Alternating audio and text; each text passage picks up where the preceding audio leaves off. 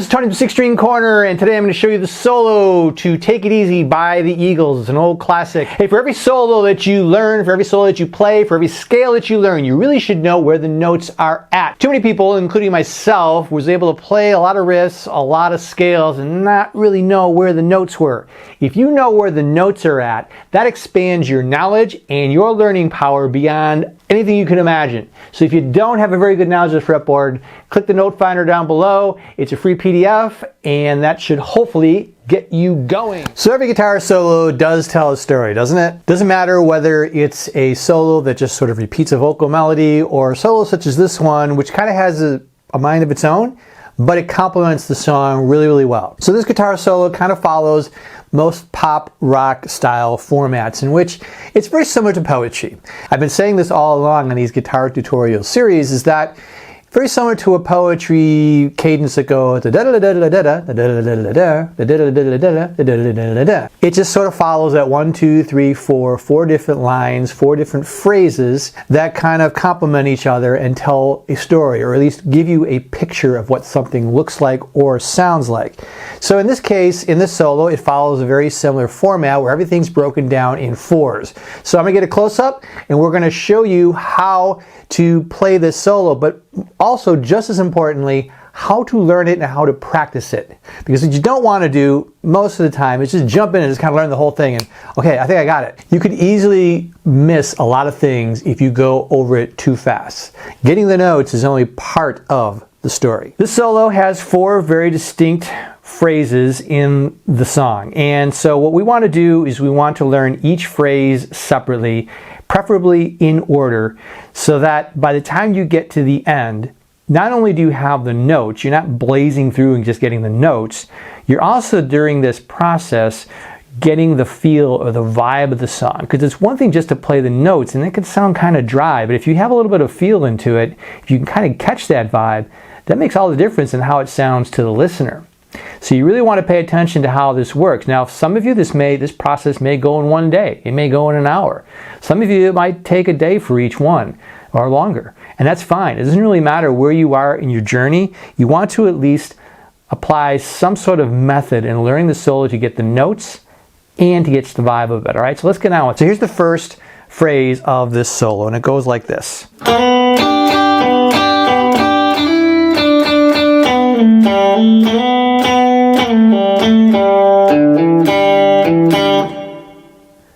And that's where I want to stop. That's my first phrase. I'm after getting just that part. Now, this solo uses the G major pentatonic scale. So if you are familiar with it, this should come fairly quick because you should know the patterns. If you're not, it probably wouldn't be a bad idea to learn how to play the G major pentatonic scale. Now, for those of you who know the E minor pentatonic scale and don't understand the relationship, just FYI, they're the exact same notes. They just start in different places. So the G major, if you know the E minor, use those same notes. We're going to be on that same track right here to try and get this solo. This solo starts on the lower part of the neck. And there's lots of slides going on here too, by the way. You're going to see a lot of slides up and down on the neck. So if you're not well versed in that, pun intended, start working on those slides because this solo uses quite a bit of them. What we're doing is we slide into this. This is where this is a 2-note little bar that we're going to do with the pointer finger on the 3rd fret with the 1st and 2nd strings. You're going to slide into it like this. And then go back and forth. And then a simple hammer-on with single string. And then we're going to slide back up.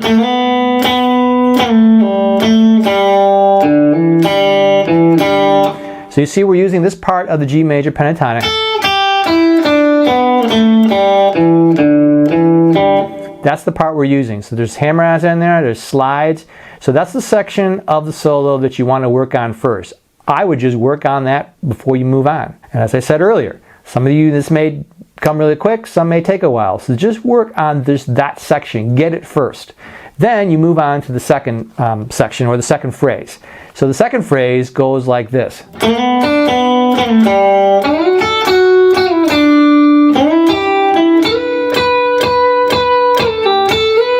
And then then stop there. That's where I'm going to choose to end the second phrase. You may have a different place. You may want to end it before that, but that's where I'm going to choose to end this phrase because I want to get just that part before I move on. And you'll notice if you take this slowly, the first half of this second phrase, the first two lines are pretty similar melody, right?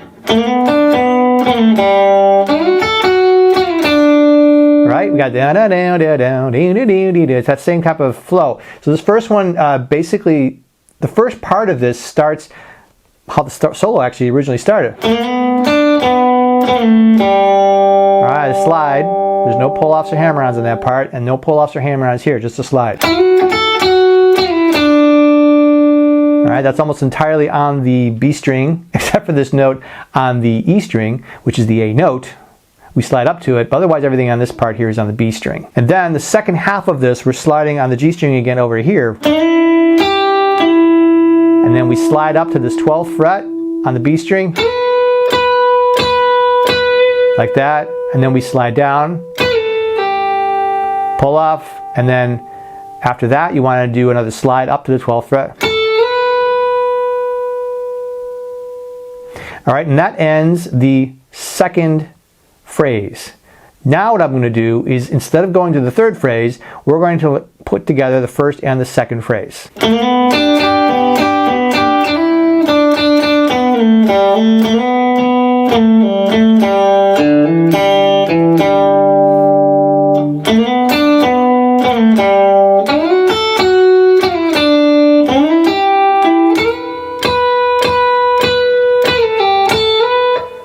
Stop right there. What's hopefully happening by this point is you're beginning to get the vibe of the song, the feel of it. And I'm really hoping you're taking it slowly, especially if this is something that's very new to you. Instead of rushing through it, get the notes right first, kind of get the feel for it, and then you can build up your speed. So now we're going to go on to the third phrase.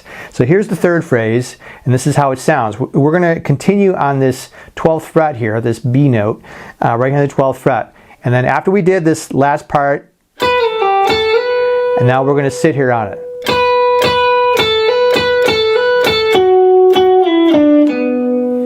All right, pretty nifty little lick. It involves some hammer-ons.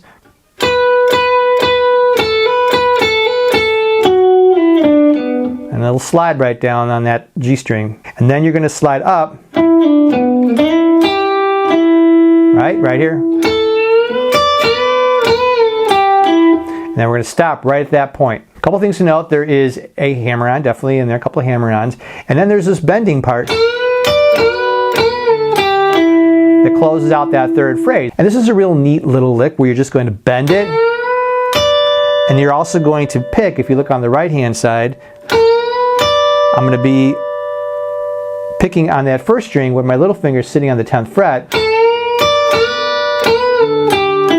You notice a couple extra bends there, and that ends that third phrase. So you're going to work on that third phrase before you go on to the fourth and final one. So now what you want to do is you want to connect phrase 1, 2, and 3. Don't go to 4 yet.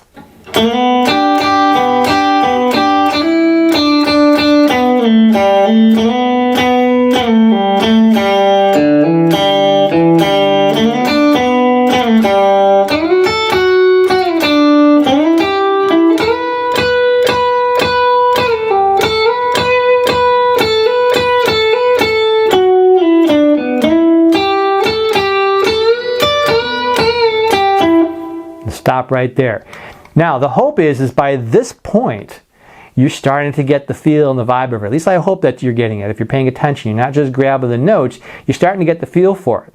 But at this point, the first phrase, probably the second phrase, you probably have got it nailed down pretty good. You're still kind of getting that third one down, but you're also catching the vibe for it, the vibe of the solo. And really at this point you might be even impatient. It's like, wait a minute, there's got to be another part. I got to get to it so I can get the feel for it. You do, right here. And here's the fourth phrase.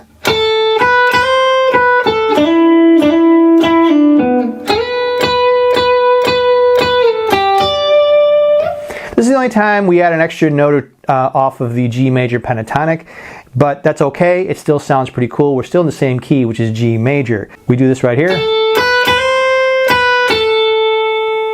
And then on the G and the D string. So some hammer-ons and a pull-off, and we end up on that 9th fret on the D string.